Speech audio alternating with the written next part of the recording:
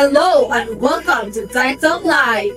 I'm Gwen. I'm Julia, Your host for today's special episode. Now, we are diving into something we all experience every day, technology. This becomes part of our daily lives that makes our life easier and sufficient. Now, we are exploring the different generations that experience technology. Some of us grow up learning later in life. We call them digital immigrants. Others were practically born with the digital at hand. They are the digital natives. Digital natives are those born into the age of technology.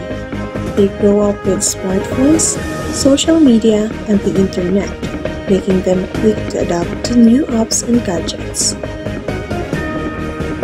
To give us perspective, we will hear from Kurt, who is with a digital native. Kurt, over to you. Ngayong hapon sa tanan, ako dahil si Kurt. Naari karon kay si Owen at natapon. Okay, napad pangutana si Moa. Ang una pangutana kay, saan mo pagbalanse sa imong screen time tali sa pag-eskwela, trabaho, social media, o pagpakuhay? So, sa akong daily life, sa akin is, nakasimple din ko sige, pero napiwisa rin na akong nabalance akong pag-din ko na line sa mga trabaho like masay, mag-cellphone ko ang mga bihira, sa bihira, trabaho ko sa akong mga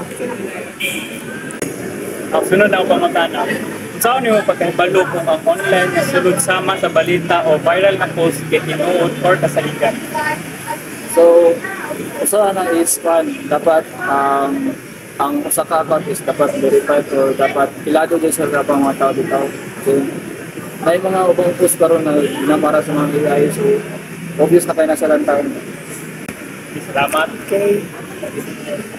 Ang sunod na pangutana dahil kung saan mong ginabuhat aron malikayan ang scam, phishing, or cyberbullying online? So, para sa paman, alat mo ko speak order sa online dito kay.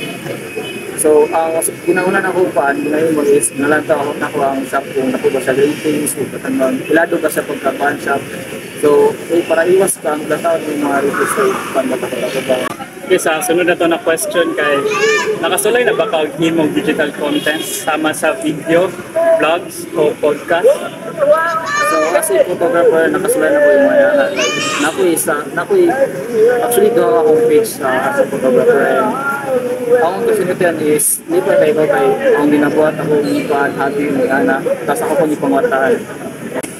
Okay, sa last na to na question kay, kung saan mo paggamit sa technology sa mga So, as a student, ginagamit ako ang page which is about sa technology.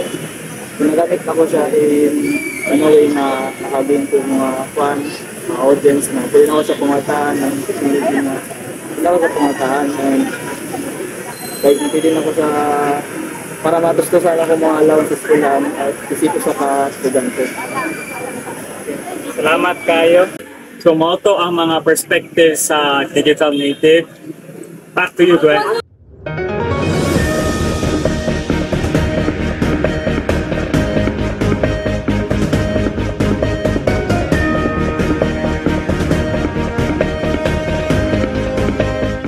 Thank you, Kurt. So now let's hear from an individual who represents the digital immigrants generation. These are individuals whose born where technology is not yet rampant. They are the adopters of today's digital world. Digital immigrants are those born before the digital revolution. They did not grow up with technology, but learned to use it later in life. While many still prefer traditional methods, they continue to adopt to the digital world. But the question is, how does this generation utilize technologies for learning, communication, and their livelihood? So now let's hear some perspective from a digital immigrant. DJ, over to you. Thank you, Jillian. So we have Mrs. Sumito, 48 years old. Now we will hear her thoughts about being a digital immigrant. Digital platforms are now key for staying connected with family, community, and work. Like for example, using Facebook. So, through Messenger, makakontakta sa atong family maski naa sila sa layo. So, ato silang ma-update and na-istorya ug unsa nay atong kahimtang diri and hibaw-an nato ug unsa puy ilang kabutang didto. So, dako gyud matabang ni nga platforms. Let's say in education. Okay, one of the challenges we may face is learning curve.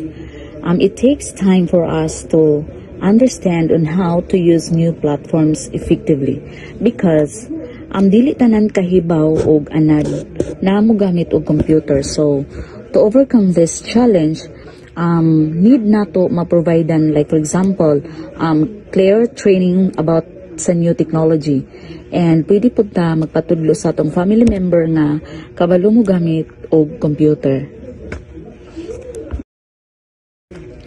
Okay, so mahibal-an nato kung ang news or information nga atong nabasa or nadungog ug sakto ba kini. For me, you must evaluate source credibility. Imong lantawon og susihon ang kredibilidad ug unsay reputasyon sa source ug ang history and standard niini. To keep up with fast-changing digital trends, I dedicate time each week to read newsletters and industry publications. So, para ma-update ka og unsa nay nahitabo sa atong nasod or sa atong environment.